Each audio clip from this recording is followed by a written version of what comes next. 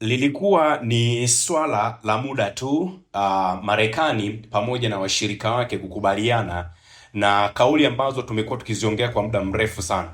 Kuna wengine walikuwa wanatuona labda hawa jamaa ni wanazi au la, tukiwaambia kwamba moja kati ya kitu ambacho nchi za kimagharibi zimefeli sana na hata zile zilizopo Amerika zimefeli sana ni pamoja na kutengeneza propaganda ambazo baadaye zinakuja kuwa nyongo kwao wenyewe.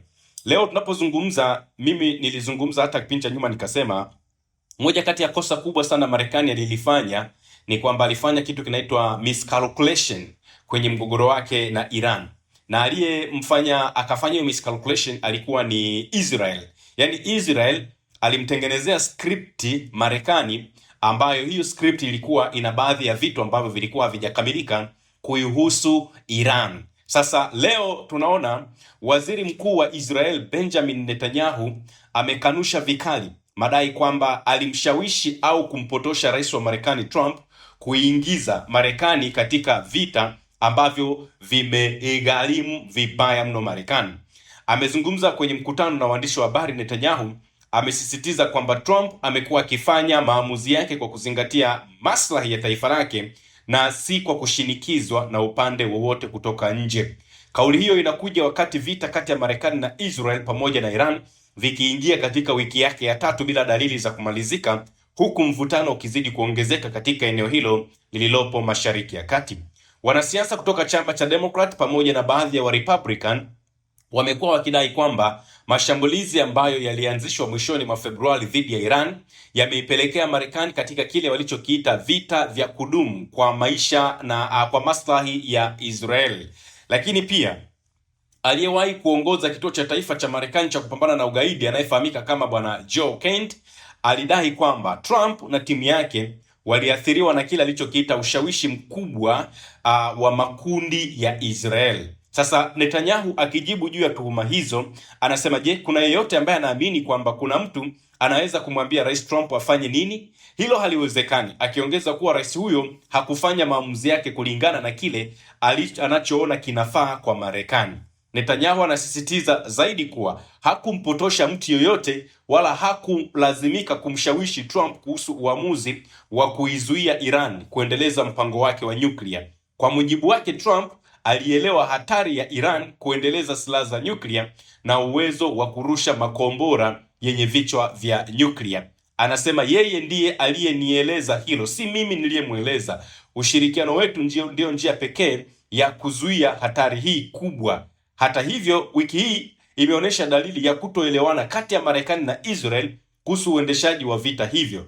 Rais Trump anaonekana kuikosoa Israel baada ya kushambulia uwanja wa gesi wa South Pros, akisema hatua hiyo imechochea hasira na kuashiria kuwa huenda eneo hilo lisilengwe tena na mashambulizi ambayo yanafanywa na Israel. Na mgogoro huu sasa unaendelea kuchochea kupanda kwa bei za nishati duniani, hasa baada ya Irani kufunga ule mlango wa bahari wa Hormuz kwa meli za nchi za magharibi, hali ambayo inavuruga usafirishaji wa mafuta. Lakini pia mpango wa Marekani na Israel kuchochea uasi wa ndani nchini Iran haujaonesha mafanikio, huku taifa hili likiendelea kusimama kidete licha ya kupoteza baadhi ya viongozi wake wa kisiasa na kijeshi wa juu kabisa, lakini bado wameonekana kupambana kwa viwango vikubwa zaidi. Sasa of course tulikuwa tunaongea kipindi cha nyuma kwamba kwenye vita ukikosea hesabu kidogo tu basi ujue unaingia choo cha kike. Yaani ukikosea hata sekunde moja ya hesabu zako kwenye utengenezaji wa skripti, maana yake ni kwamba ujiandae kufa kifo kibaya sana. Ndicho ambacho kinatokea sasa hivi kati ya Israel pamoja na Marekani.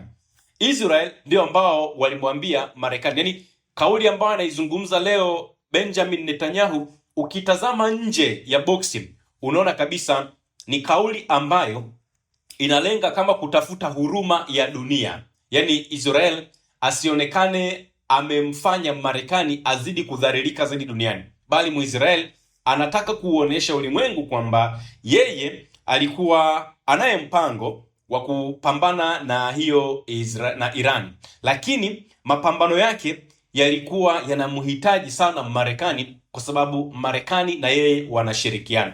Sasa ukikutana na hizi kauli ambazo ni za kukinzana, maana yake ni kwamba hali sio nzuri katika maeneo haya. Na kauli hizi ambazo zinakinzana hazijaanza tu kwa wao wawili. Tumeona rais wa Marekani mwenyewe bwana Donald Trump amekuwa akitoa kauli za kukinzana kuhusu vita dhidi ya Iran, hasa kuhusiana na mashambulizi dhidi ya raia, kwa sababu ni kiongozi ambaye amekuwa akitoa kauli ambazo hazina uthabiti na ni kauli ambazo zimeendelea kubadilika mara kwa mara, kiasi imefikia viongozi wa Iran wamemwambia rais wa Marekani bwana Donald Trump kwamba wewe umekuwa ukitumia mitandao ya kijamii hasa kwenye Truth Social, sijui kwenye Twitter, huko ndiko unakopigana vita, unatengeneza uongo, lakini kimsingi actual ground imekuwa tofauti kidogo.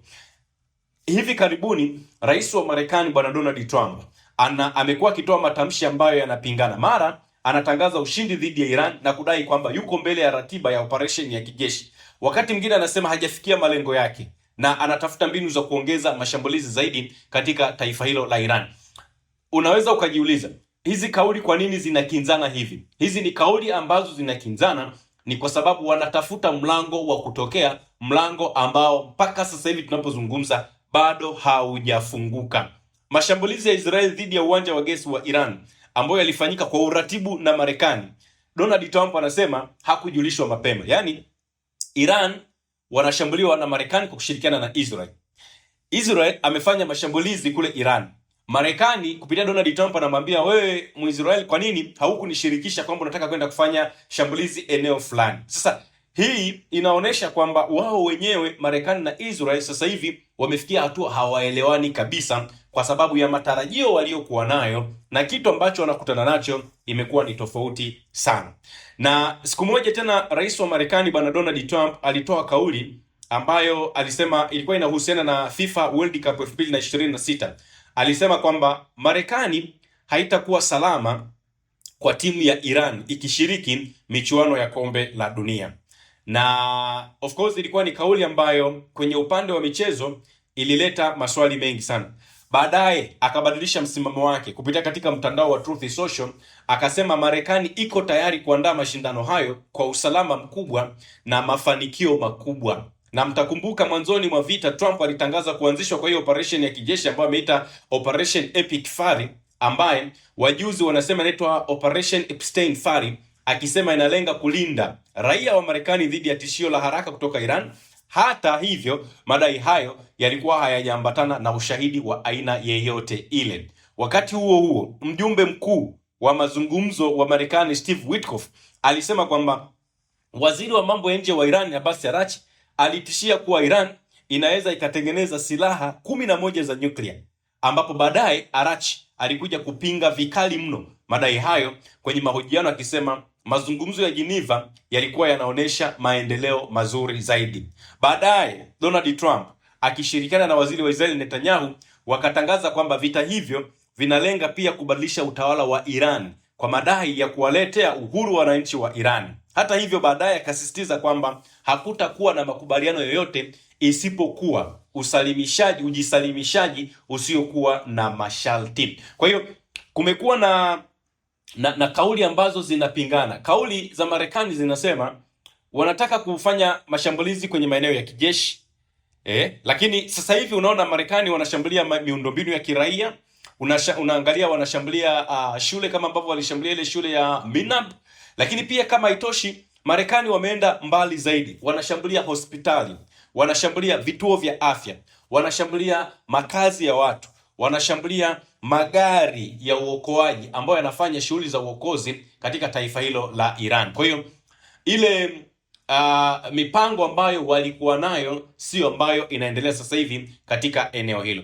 Sasa sisi kama watu ambao tunafuatilia hii vita kati ya Iran pamoja na Marekani, by the way, tunaona kama Iran amefanikiwa kwa kiwango kikubwa zaidi, kwa sababu kwanza amefanikiwa Iran kuzuia uongo ambao ulitengenezwa na Marekani kwa ajili ya kuhadaa ulimwengu. Lakini jambo la pili, Iran amefanikiwa katika eneo la kufanya mashambulizi katika maeneo ambayo yalikuwa yanasemekana yana ulinzi mkubwa kuliko ulinzi mwingine wa aina yoyote duniani.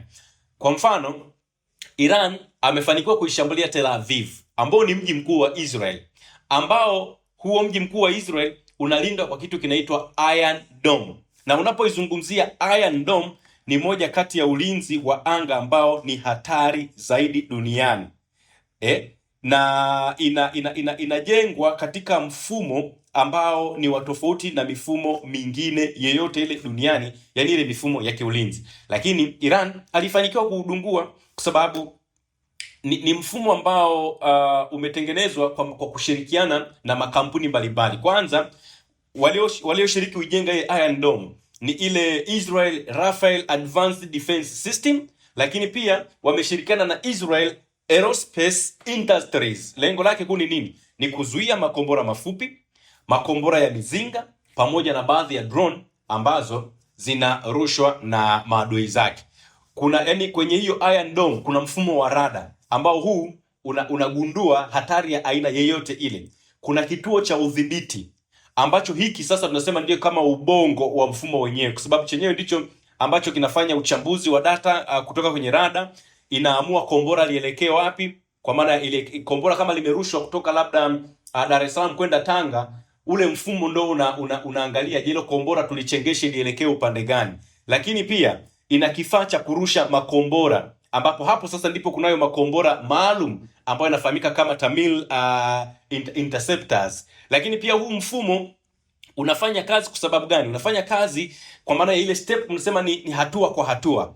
Adui anarusha kombora, rada ya Iron Dome inaligundua mara moja, mfumo wa BMC unahesabu mwelekeo wake. Ukiwa hatari, ile Tamil interceptor inarushwa, hiyo interceptor inafuatilia lengo katika mfumo wa GPS na rada, halafu inalipua kombora angani. Kwa maana ya mchakato mzima sasa unakuwa tayari umeshaharibiwa, ule mchakato wa adui. Na huo mchakato nilioutaja unatumia sekunde 10 mpaka sekunde 30 tu, unakuwa tayari umeshaharibu kama ni kombora la adui ambao alikuwa anataka kufanya mashambulizi. Kwa hiyo ni mfumo hatari sana, lakini wa Iran wamefanikiwa kuingia pale katikati na wakafanya mashambulizi. Kwa hiyo tafsiri yake ni kwamba katika medani za kivita tunasema adui amefanikiwa kumvua nguo adui yake. Yaani Iran amefanikiwa kumvua nguo Israel. Kwa maana ipi?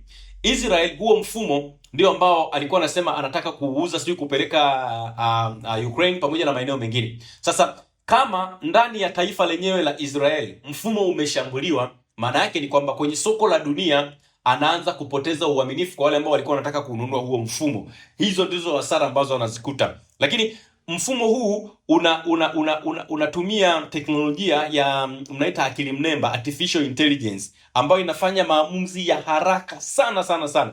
Lakini ni moja kati ya mifumo ambayo ina gharama kubwa kupita maelezo, kwa sababu mfumo mmoja unagharimu takribani dola kama milioni 50 hivi, yani ni billions of money za Kitanzania. Kombora moja ambalo limekwambia hilo la Tamil linagharimu zaidi ya dola 40,000 mpaka dola 100,000, na ndio maana mfumo huu umekuwa ukitumika kuchagua maeneo maalum. Sasa imagine Iran kupitia silaha zake alizonazo, teknolojia yake aliyonayo, amefanikiwa kuharibu mifumo hii. Kwa hiyo maana yake ni kwamba Iran amefanikiwa kuivua nguo Israel katika nyakati ambazo Israeli aliamini kwamba wakati huu ndio muda wake wa kutangaza ufanisi wa silaha zake duniani, ndio muda wake wa kupata masoko makubwa zaidi ya ulinzi wa anga, ndio imefikia hatua hiyo. Jana tunapozungumza tumeona wa Iran wametangaza kwamba wamedungua hiyo ndege ya kivita aina ya F-35, moja kati ya ndege ya kivita ambayo ni tegemeo latest ya kisasa zaidi kutoka Marekani. Tafsiri yake ni kwamba Iran amefanikiwa kuivua nguo Marekani katika eneo la kuwa na ndege hatari zaidi za kivita ambazo ni stealth helicopter, yani stealth aircraft helicopter. Ni ndege ambazo hazionekani mpaka kwenye rada, lakini Iran amefanikiwa kuzidungua. Tafsiri yake ni kwamba Iran ameivua nguo Marekani katika minsi ya kwamba mfumo huo sasa hakuna mtu atakayeununua tena, au hiyo ndege ya kivita hakuna mtu atakayeinunua tena, kwa sababu sifa ambazo zilitangazwa kuwepo kwenye ndege hiyo sio zile ambazo zimeonekana baada ya adui kufanikiwa kuzishambulia na mwisho wa siku kuzidondosha ndege hizo. So hiki ni kitu ambacho ni lazima we guys kama watu ambao tunafuatilia mambo ya geopolitics tufuatilie kwa ukaribu zaidi, kwa sababu vita ambayo sasa hivi inapambanwa inapambanwa vita ya ukweli na uongo katikati ya adui ambaye alitangaza na nguvu kubwa sana na yule ambaye alikuwa anaonekana ni underdog, ambaye kwa hivi sasa ndio anaonekana kufanikiwa kwa kiasi kikubwa sana kwenye mission hii kati ya Israel, Marekani ambao wanapambana na taifa moja la Iran. Usisahau kusubscribe, like na kubonyeza alama ya kengele. Asante.